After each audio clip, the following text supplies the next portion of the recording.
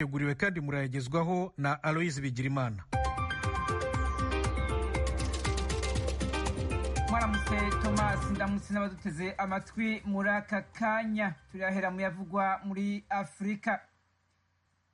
Umushikiranganji wa Madagascar w'amagara y'abantu ejo ku munsi wa kane yatangaje ko igihugu ciwe cifatanije n'ibindi bihugu mu mugambi wa COVAX wo gufashisha incanco za COVID-19 ibihugu bifise amikoro make.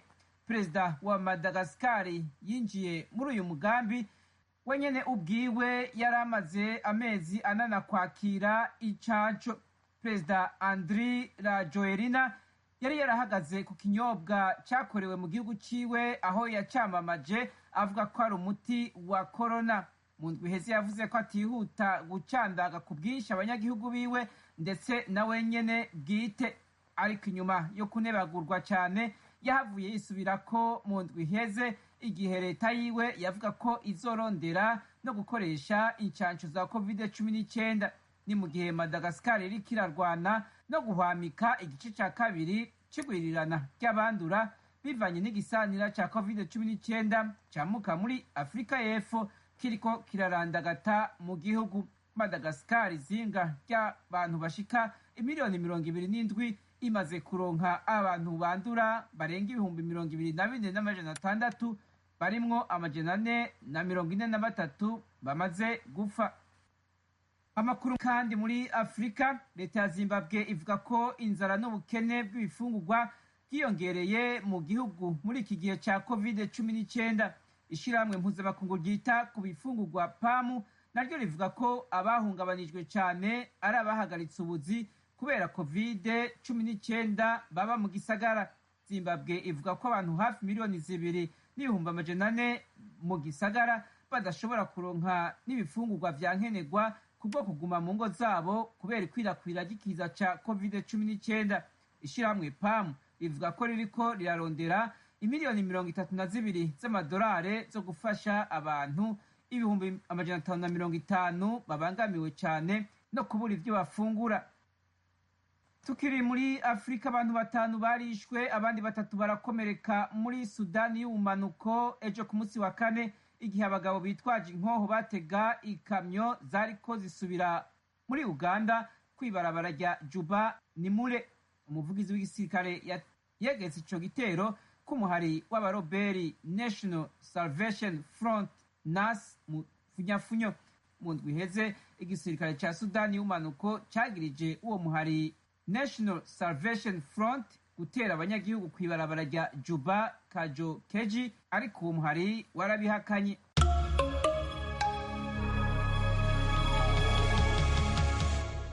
Leta z'ubumwe za Amerika ejo ku munsi wa kane yarashimye inama yatangajwe n'ishirahamwe ry'ubumwe bwa Buraya, inama izorihuza na Irani, kandi yavuze ko yiteguye gufata intambuko mu gusubira mu masezerano ya nucleaire.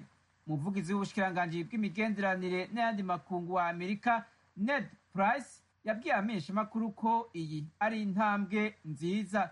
Ishirahamwe rya Buraya ryatangaje ko kuri uyu wa gatanu hategekanijwe ibiganiro hagati y'ibihugu bigisigaye muri ayo masezerano yo mu 2015 arivyo Ubwongereza, Ubushinwa, Ubufaransa, Ubudagi, Uburusiya na Irani. Ni inama icira inzira ukugaruka kwa Amerika muri ayo masezerano.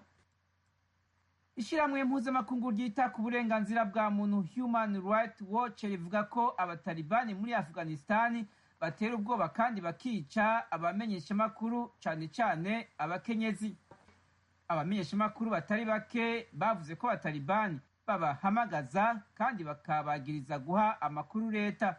Abakenyezi bakora muri uyo mwuga barimwo abazwi cane bahisemwo guheba uwo mwuga, abandi barawomuka barahunga igihugu kubera iryo terabwoba.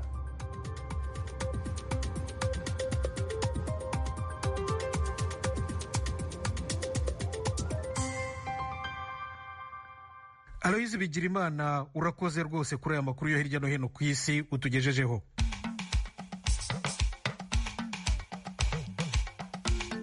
nshuti zacu mukomeje kumva radiyo ijwi ry'Amerika ivugira Washington DC mu kirundi n'ikinyarwanda. Mudukurikire no ku rubuga rwacu rwa interineti #, radiyo yacu voa.com, no kuri YouTube, Instagram na Facebook VOA radiyo yacu. Naho mu Rwanda ku maradiyo yanyu muradukurikira kuri FM 104.3. Mu Burundi ho turi ku mirongo migufi metero 25, 31 na 41. Aha mu Burundi leta yagabanije iminsi abashyitsi baturutse mu mahanga bagomba kumara mu kato, quarantaine mu gifaransa, kubera covid. Karantene uvuye hanze uzomara iminsi 4. Twaramenye yuko bikenewe yuko tuyigabanya, kuvuga ko umuntu ashitse ivuriro c'indege aramupima, agaca agenda muri hoteli, umunsi ugira 3 agaca amupima igipimo ca 2, umunsi ugira 4 agaca ataha guhereje. Dr Ndikumana Tade ni minisitiri w'ubuzima w'u Burundi. Ibi yabivuze ejo mu kiganiro yagiranye n'abanyamakuru ku cyorezo cya virusi ya corona. Muri aya makuru turagaruka no ku rubanza rwa Paul Rusesabagina uregwa iterabwoba imbere y'urukiko rukuru rw'u Rwanda, ndetse no ku mpungenge z'abageze mu zabukuru mu nkambi y'impunzi ya Nduta muri Tanzania, impungenge z'uko bashobora gucyurwa ku ngufu. Amakuru arambuye ni mu kanya gato, ntimujye kure. Muri kumwe na Thomas Kamirindi.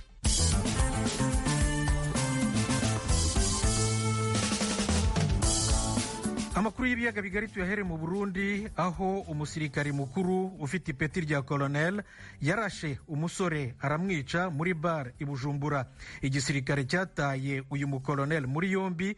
Mugenzi wacu Roje Wilikaniza ukorera mu biro by'ijwi ry'Amerika i Nairobi muri Kenya aratubwira uko byagenze.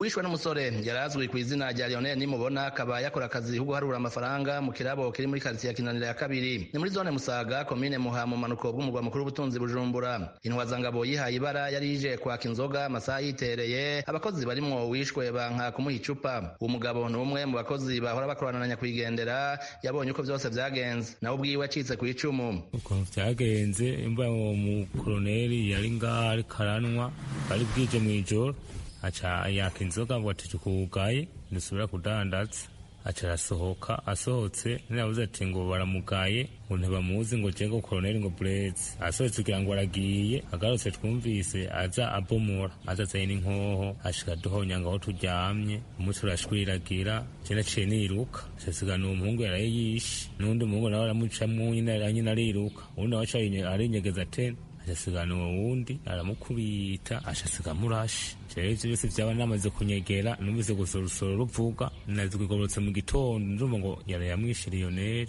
Nkunkoze mugenaje kweri yaraturenganije kandi yagize amakosa kuko ntiyari kumwica kuko amasa yari yagiye, ababose bari bamaze gutaha. Umukenyezi Nyanikirabo cabereye kwibara atashimye ko amazina n'umwidondoro wiwe menyekana, yabwiye abanyamakuru bashitse ku rubuga ko atakibazo na kimwe uwo mukoloneli yarashe umukozi wiwe yarafitaniye nabo. Jenda wakira nk'urupfu rw'incamugongo kubera jewe nta kibazo nabona cari kihari, nta kibazo na kimwe cari ngaha ku kabare. Nikimenyemeje natashe saa 5 atangorane nimwe hari, nsiga hari abantu bari abakorenya bariko barakina biyah.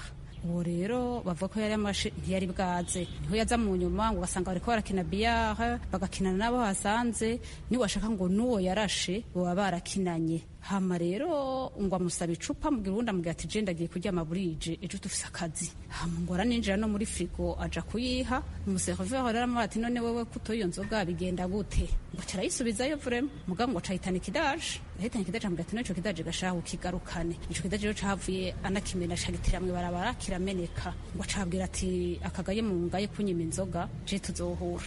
Acaragenda muhira aba hafi nko ku metero nka 200 zaho habereye ingorane, aca ahitana nko Kalashnikov.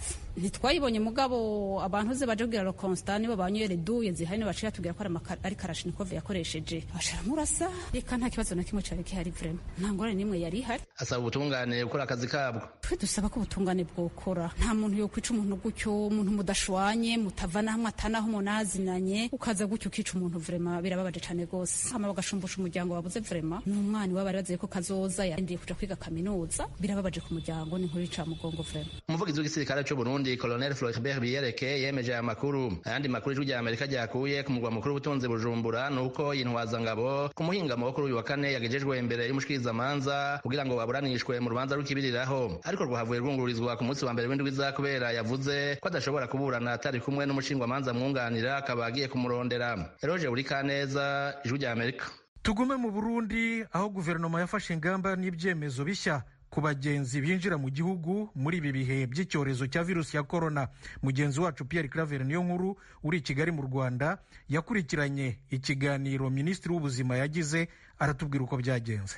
Kubw'umushikiranganji w'amagara y'abantu mu Burundi isekeza ryo guhimiriza abantu kwirinda ikiza c'umugera wa korona n'urukingo ruruta urw'amakungu ariko aratanga rwo kwirinda ico kiza. Dr Tade Ndikumana avuga ko leta yabanje kubangira kwakira urukingo rutangwa n'ishami mpuzamakungu ry'amagara y'abantu OMS. Incanco zihari ntizibuza ko wandura canke wanduza, ahubwo zituma utaremba cane. Rero twebwe turavye uko bimeze tukavura abantu hakiri kare ntibasinzikara, benshi barakira. Nubwo n'urucanco kujya kwikingira uku tubivuga, kutandura kutandukiza nabwo n'urucanco kandi rutazimvega. Ibisigaye nk'uko nabivuze zirya ncanco abazikoze baravuze bati twe twatoye urucanco, mugabo ntituramara umwanya usabwa n'amategeko kugira ngo turabe ingaruka mbi zose zoturuka kuri urwo rucanco. Ariko ibihugu bibona ko bisagirijwe birashobora kuzigura bakazifashisha bene gihugu, ingaruka zija kuri ivyo bihugu, ico bita vaccination d'urgence. Twere tuvuga tuti leta ko tugira imana bagakira n'iyi miti duteranya tukabona barakira, reka tureke babandanye ubushakashatsi. Urucanco imezi imaze kugwemeza kujya kw'izindi ncanco leta izogira icishikirije. Mu kiganiro yahaye abamenyesha amakuru ku mugoroba wo kuri uyu wa kane ari Bujumbura, Tade Ndikumana yavuze ko atacihutirwa mu kwakira urwo rucanco ruriko ruratangwa mu bihugu vyinshi kandi abagwayi babandanya kugabanuka. Turamaze nk'indwi hazibiri ruguru ata abantu bari positive tubona. Ngaha mu gisagara ca Bujumbura barahari. Turacafise mu gihugu cose abari ku miti bangana bagera ku 242 basanzwe bari ku muti mu gihugu cose, mugabo bataremvye. Umuntu abaye positive turamuha umuti, iyo aba ahantu hameze neza tukamusaba yuko aja kwikonfina muhira agafata imiti. Nta kamaro kujana umuntu ataremvye mu bitaro baba bari muhira. Ugize akabazo ambulance ija kumutora ikamujana ku ivuriro rimwegereye. Ivyo rero tubikora neza. Intambamiro dufise n'abantu bateba kuja kwipimisha, bikaze ngahi Bujumbura nico kibabaje. Iyo watevye usanga amahaha yamaze kononekara, usanga kumushiramo oxygene no kumuvura bitwara umwanya muremure. Nta muntu rero kwigunga ko leta ivuga ati genda mwipimishe ku buntu. Umuntu rero atera ikibazo n'umuntu aba ari ngaho yibaza ko atagwaye kandi agwaye.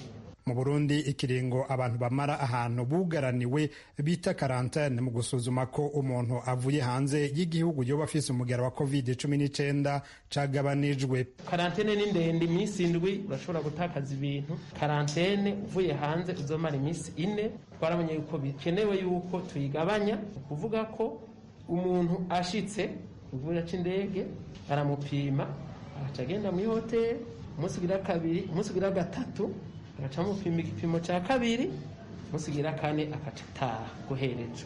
Ivyo bizofasha kugira ngo tugende tworohanirizanya. Ubushikiranganji bw'amagara y'abantu bwatangaje ivyo mu gihe haheze umwaka Uburundi bupimye umuntu wa mbere agwaye coronavirus. Ibiharuro bitangwa n'ubushikiranganji bw'amagara y'abantu vyerekana ko abantu barenga 2,800 banduye uwo mugera, harimo abarenga 50 baremvye bagwariye mu bitaro bitandukanye. 6 nibo batangajwe ko bitavye Imana bazize ikiza c'umugera wa corona. Ico bikoze ibitangazamakuru n'imbuga ngurukana bumenyi vyemeza ko abagwaye n'abitavye Imana barengabo. Gusa ubushikiranganji bumenyesha ko ayo makuru atariyo. Ku isi abarenga 2,800,000 baramaze kwitaba Imana kubera ico kiza ruhonyanganda. Pierre Claver Niyonkuru, Kigali, ku bw'ijwi ry'Amerika. radiyo ijwi ry'amerika ivugira Washington DC mu kirundi n'ikinyarwanda. Noneho tujye mu Rwanda.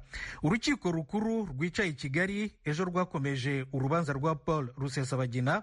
Umushinjacyaha yagarutse ku gitero cy'inyeshyamba za FLN cyahitanye abantu 9 i Nyabimata mu karere ka Nyaruguru mu ntara y'Amajyepfo mu 2018. Asumta Kaboyi yaduteguriye inkuru. Ku munsi wa kabiri wikurikiranyije ubushinjacyaha nibwo bwongeye kwiharira umunsi wose bwatanze ibisobanuro ku buryo Rusesabagina yagize uruhare mu icwa ry'abaturage 9. Busobanura ko ibikorwa by'ubwicanyi aregwa byakozwe na FLN bikorerwa mu murenge wa Nyabimata mu karere ka Nyaruguru ndetse no mu murenge wa Kitabi mu karere ka Nyamagabe. Ubushinjacyaha bwagaragaje urutonde rw'abantu 9 baguye muri ibyo bitero. Ubushinjacyaha buvuga ko ibi bitero bikimara kugabwa wari umuvugizi wa FLN Nsabimana Callixte Sankara yagiye abyigamba ko ari we wabikoze. Nyuma y'uko ubushinjacyaha bwerekanye amashusho yumvikanamo Nsabimana Callixte Sankara wari umuvugizi wa FLN yigamba ibitero byagabwe muri Nyungwe, bwasobanuye ko ibyo bitero byakozwe hagamijwe guhatira leta gukora ibiri mu bushake bwabo. Ubushinjacyaha kandi bwavuze ko umutwe wa MRCD FLN wanigambye ibikorwa by'ubwicanyi bwakorewe muri Nyabimata. Bwasobanuye ko ubwo Rusesabagina yabazwaga n'ubugenzacyaha yavuze ko ari mu batanze amabwiriza mu bikorwa byavuyemo ibitero byagabwe mu Rwanda, kimwe n'abandi bari basangiye ubuyobozi mu mpuzamashyaka ya MRCD. Ku ruhande rwe, ubwo Rusesabagina yaburanaga ku ifatwa n'ifungwa ry'agateganyo, yumvikanye yemerera urukiko ko ibi bitero yari abizi gusa ko atabatumye ibikorwa by'ubwicanyi bakoze, ndetse agaragaza ko ababajwe n'abaguye muri ibi bitero. Ubushinjacyaha bukavuga ko gusanga iyi mvugo itamukuraho uburyozwacyaha ku bwicanyi bwakozwe na MRCD FLN nk'igikorwa cy'iterabwoba. Ubushinjacyaha buvuga ko kuba Rusesabagina yari umuyobozi wa MRCD FLN bihagije ngo akurikiranweho icyaha cy'ubwicanyi nk'igikorwa cy'iterabwoba. Bwagaragaje ko hari amatangazo anyuranye yagiye asinywa na Nsabimana Callixte Sankara wari umuvugizi wa FLN n'andi yasohowe na Rusesabagina ubwe. Bwanagaragaje itangazo ryo ku itariki ya 30 z'ukwezi kwa 4 2019 aho Rusesabagina Paul yahamagariye abanyarwanda n'amahanga kwirinda kujya mu gace karimo imirwano. Bushingiye kuri ibyo byose, bwasabye urukiko ko rwazemeza ko icyaha cy'ubwicanyi nk'igikorwa cy'iterabwoba gihana Rusesabagina ndetse akagihanirwa.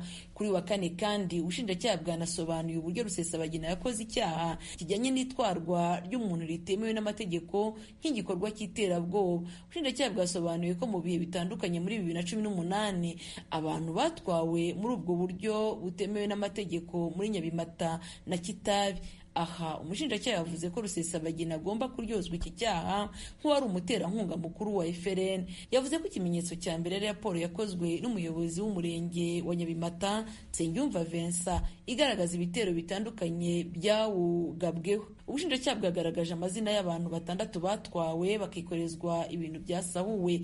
Iyi baye inshuro ya 4 uru rubanza ruregwamo Rusesabagina rubaye uregwa ataza mu rukiko ku mpamvu yasobanuye ko nta butabera ateze.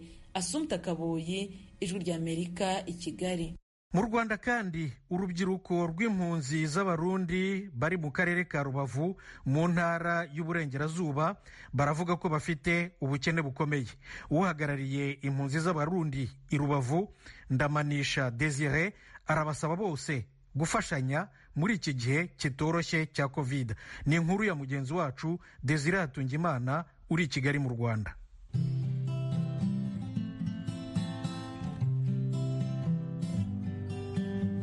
Bene wacu mbabwire, bavyeyi bacu ndababarire, muragenda mwitwara. Akarere ka Rubavu mu burengerazuba bw'u Rwanda ni kamwe mu bwakiriye impunzi z'Abarundi kuva mu 2015. Urwaruka ruba muri ako karere kuva bashitse ntibarize amaboko, bariyunganije umwe mu byo ashoboye. Ikiza cya korona kimaze kwaduka barahuye n'ingorane nyinshi cyane, benshi muri bo ibyo bakora byarahagaze. Akarorero ni Frere Jezi Ndayisaba, yari mu mugwi w'abaririmbyi baremesha ibiteramo. Ati korona itaraza bari babayeho, ariko uno munsi amenyesha ko ubuzima bwabananiye. Sinabesha ngo vyifashe neza, no munsi birameze nabi cyane, kuko urabona niko kazi kari katubeshejeho, katugaburira, katwishyurira amazu, donc ikintu cyose twakora, nimba ari ukubonana kw'Abarundi bari hano i Gisenyi, umva wavuga ati byose ndabikura mu kazi, ariko ubu biragoye cyane, tumaze igihe kinini twicaye, ntibyoroshe. Umuntu agerageza kubaho buke buke yafashijwe n'abagenzi, nuko bimeze. Fleury Jezi Ndayisaba amenyesha ko atihebura. Yamenyesheje Ijwi rya Amerika ko yizera ko imbere ari heza. Gusubira kwiyubaka gushasha, kuko urumva ubu ibintu byarahindutse, ni ugusubira kwandikisha izina gushasha, abantu bagasubira kumenya, kuko benshi baragiye, nk'abo twakorana hariho benshi batashe, ni ugusubira gukora ibintu bishasha. Igikuru hariho abo dusanzwe tuziranye twakorana, uretse n'abarundi hariho abanyarwanda benshi twakorana, ariko urumva ni ugusubira kubarondera, twavuga ati oke ubu ko bimeze uku, reka dusubire twegerane, n'ubundi ko turi bamwe, u Rwanda n'Uburundi turi bamwe, ntaho dutandukaniye, kuko indirimbo nyinshi barazizi, nanjye izo bazi nyinshi ndazizi. Ndabona bitazongora cyane, ndafite icyizere yuko ejo hari imbere hazoba heza. Havuga ati Imana irahari, uko biri kose niyizi ubuzima bwacu ko bigenda, pourquoi pas persévérer. Abarundi babaho i Rubavu kubona uwo mugwi w'abaririmbyi uhagarara bamenyesha ko vyabasize mu kibazo. Umwe muri bo amenyesha ko ari agahombo kanini, kuko ivyo biteramo byabafasha gusambara rimwe na rimwe bakibagera n'ibibazo barimwo. Amenyesha kandi ko abakiri bato bahungukira vyinshi. Ni agahombo kanini kuri twebwe twabumviriza, badufasha muri vyinshi mu kwibagira ingorane z'ubukene dusanzwe dufise, batwibutsa uturirimbo tw'iwacu canke two hanze, umuntu ugasanga aribagiye gato kuri za ngorane asanzwe afise. N'uruhombo runini rero kuri twebwe no kuri bo bahora badufasha, bagafasha n'imiryango yabo. Turasaba rero inzego zibishinzwe hano mu Rwanda ko zosubira kuraba ukuntu zobatenzurira, bakugurura aho bahora bakorera. Bosaba abakiriya babo bahora baza kumviriza, bakubahiriza amategeko basabwa n'inzego z'ubuzima. Mu burongozi bw'impunzi ahi Rubavu bamenyesha ko muri kino gihe ugwaruka n'impunzi muri rusangi bari mu bibazo bikomeye cyane. Desire Ndamanisha arongoye izo mpunzi amenyesha ko ico kiza ca corona kitaraduka, amashirahamwe atandukanye n'abagira neza bafashije impunzi muri ivyo bihe bigoye, ariko kubu izo mfashanyo zahagaze araheze igihe kinini. Asaba izo mpunzi gufashanya, ubugize icaronka agasabikanya n'abandi. Shika kuri isaha n'imirimo ntirashobora gusubira gutangura neza kugira ngo nabo bashobore gusubira kwiyunganya nk'abahora bakorera muri ivyo vy'amakaroke, abahora bakorera mu bintu vy'amaresitora, bare ntizirafunguka, abambuka bafata umupaka bagenda Kongo naho nabona ntibirashobora gukunda. Ure mu majambo make twavuga yuko urwaruka rubayeho mu buzima bugoye, nayo majambo make twosaba ababishoboye bose ko bagerageza kubatera intege, kuko tugerageje kuraba urwaruka rwaba hano mu muji wa Gisenyi bari bagerageje kwiyungunganya ku buryo babona yuko aho umujene wese umwe mubona basanga ariko aragerageza kwiyungunganya, ubona yuko nyine ashoboye kubaho ata kibazo cyo kuriha inzu canke kugira ngo aronke icyo afungura canke icyo yambara. Kugeza kuri uno munsi impunzi z'abarundi babi Rubavu ni 176 nk'uko twabimenyeshejwe na Desire Ndamanisha. Desire Atungimana, Kigali, Ijwi rya Amerika. Desire urakoze. Noneho tujye muri Tanzania. Inama ziriyongera muri iyi minsi mu nkambi ya Nduta zishishikariza impunzi kwiyandikisha kugira ngo basubire mu gihugu cyabo. Abageze mu zabukuru bafite impungenge ko zavamo kubacyura ku ngufu. Umunyamakuru w'Ijwi rya Amerika muri Tanzania James Jovin aratubwira ibindi.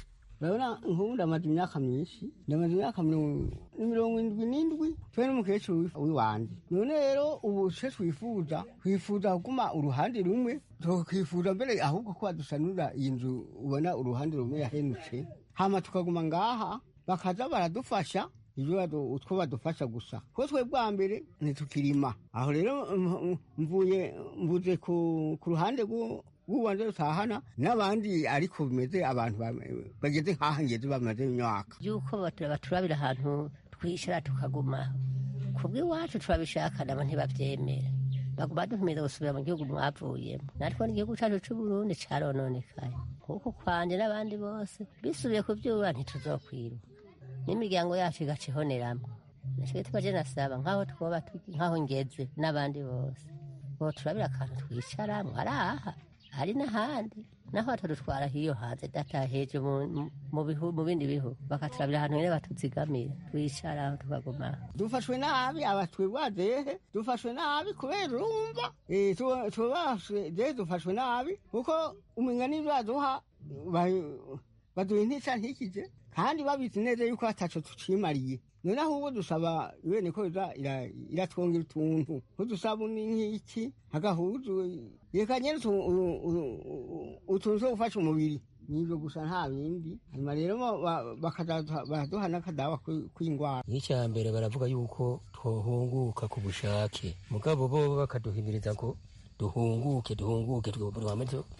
tuyandikishe ku bwinshi umwe wese niwavyiyumvamwo jewe ku bwanje nkeneye gusubiza iyo naje mva nta buhungiro nkeneye bwo hanze nuko baduhimiriza mengo n'ingufu zirimwo icya mbere nuko rima baratubujije none ngo ntiturime n'utuntu ngaho hepfo y'imihana ati ntitukorakora isuka none wumva abatari kutwirukana bobo guhunguka si nabi ariko natari nabi jese siyonja niyomva rege itanafise iyomva niyonja jese ca guhunguka yuko simfise aho nshikira simfise kiro ntunga uko ntafise gatongo ntafise iki bituma jewe nuko nzogwa mu maboko ya yuweni yanyakiriye si jewe ndumwe n'inkambi yose ifise ikibazo nk'icyo mfise n'abatwana batamakazi n'abagendana ubumuga bahunguka kugira ngo bamewe neza cyane ubushake bwabo bahunguka kubera ihimiriza mugabo ku bwabo batohunguka dukatamo bagiye kugira mu Burundi aga twahunze ega ibitandukanye lakini nk'abatwana batamakazi nawe twohunguka tujahe tugiye kwibeshaho tugiye gupfa kandi badufashe barabona ko tugeze aho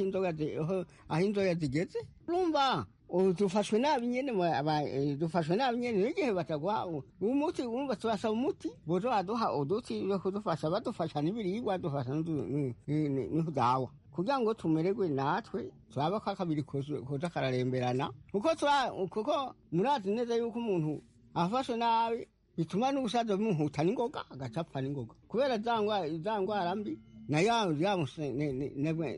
nayanzara mbi misonga umwe nyene umuntu wafite kwa muganga naho urabona kumbe bayirabira abakiri bato nyene ugasanga umusaza ntibamwakirize n'ingoga twebwe ku basaza mbere nka jewe ho ntagati turonka nka jewe nk'aha bikano sinegura amaso yaranyishe ngiye bambwira ngo nta miti bafise ngo ngende muri helpage kandi batobora kanini baba baramfashisha ariko batuvuga ubu tukigumiraho nyene bakaza badufashiriza aho turi nico twasaba babonye bikwiye bidakwiye naho tuzogenda iyo twavuye nta ngorane uko ruteye twiruka tujabuka amazi ukuntu ruteye tujabuka twararambiwe rwose mugabo turetse n'ico umwe wese niwe yiyumvamo yuko yoguma ngaha cyangwa akaja ahandi jewe iciyumviro ciwanje ni ugusubizayo ndaje mva mu bugwaneza ata mpaka zirimo umuntu agahunguka ku bushake bwiwe nyene ico nico dusaba birukanwa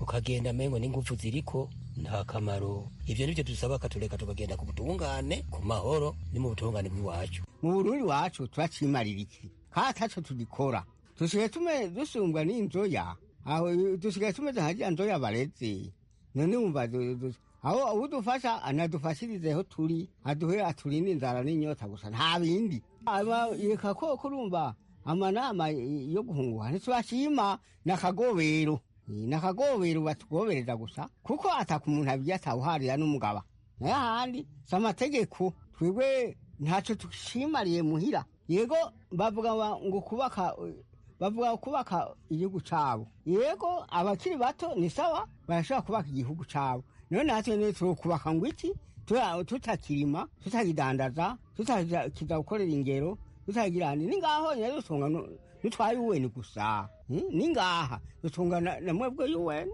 nta kindi gitunze ngaha yuweni